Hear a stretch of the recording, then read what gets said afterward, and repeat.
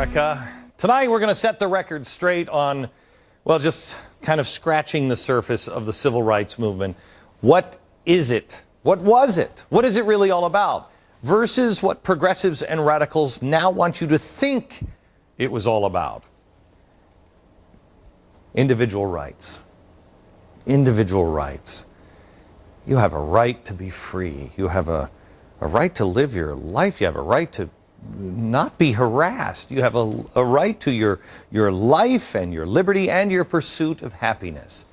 That's what this country has always been about, but it has always been flawed, and we've never quite achieved it.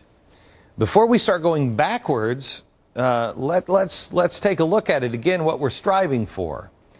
Let me show you how the movement in the 1960s has been perverted and distorted. You've got folks now like the Reverend Al Sharpton telling people that Martin Luther King's dream was really about redistribution of wealth. Here he is.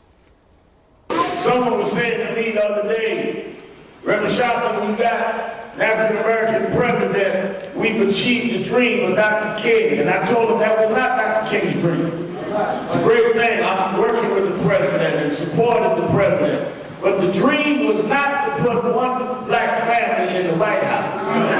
The dream was to make everything equal in everybody's house. I don't remember that. Really?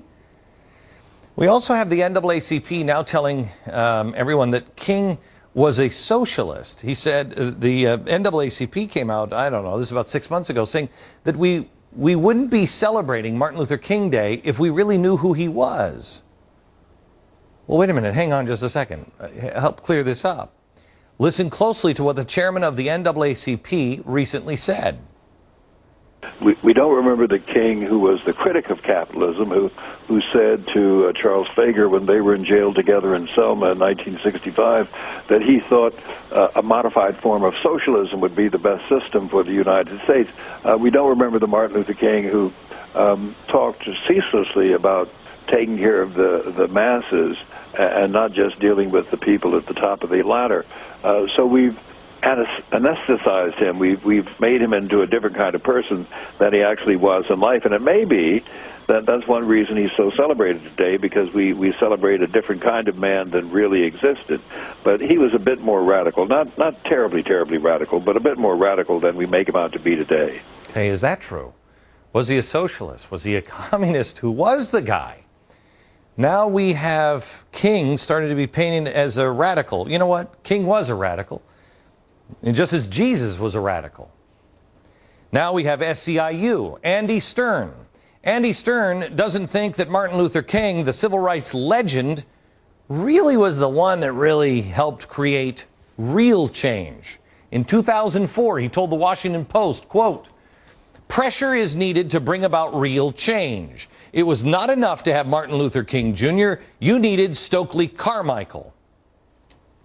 Okay, so he's saying now that Martin Luther King couldn't have accomplished what he did without people like Stokely Carmichael, who was the honorary prime minister of the Black Panther Party. So we have the Black Panthers being really responsible for real change. They got it done, according to Andy Stern, because of civil unrest. Carmichael was known for coining the term Black Power. So Stern thinks you need civil unrest to meet demands. Okay, who else is trying to raise the threat of disruption to have the demands met now? Oh yeah, that's right. The new Black Panthers. The new Black Panthers. We'll see Glenn Beck on August 27th on the National Monument. The new Black Panther Party will see him there since he's attacking us nightly, and he won't talk to us. We'll see him on the National Monument in the National Mall. Okay, it's the 28th, August 28th. I invite him to join us peacefully, arm in arm, as we stand up together against racism of all kinds. Racism is being used as a tactic for political gain. The NAACP is now trying to intimidate Tea Partiers, passing a resolution to condemn, quote, the racist elements in the party. Look, I have to tell you something. Racism is real. Why are we minimizing it? Why are we using it for politics? Why? Racism is real. Are there people that hate blacks or Jews or whites or Asians in the Tea Party? Sure. Are there people in the NAACP? Sure. Shouldn't we stand shoulder to shoulder against those people? Don't we have that in common? Isn't that the majority of America? Racism is not a white man's problem. It is not a black man's problem. It is not a Hispanic problem. Racism is a human problem. It is a problem that humans have had since the beginning of time. I don't know when man decided that they could pit each other against each other to rule. It's wrong when any class, it is wrong when any color does it. Martin Luther King tried to get people to unite. Isn't that what we should be striving for? What do we unite on? We don't unite on color of skin because it's meaningless. We unite on character. It is our responsibility to protect the rights granted by God that, quite frankly, the founders fought for.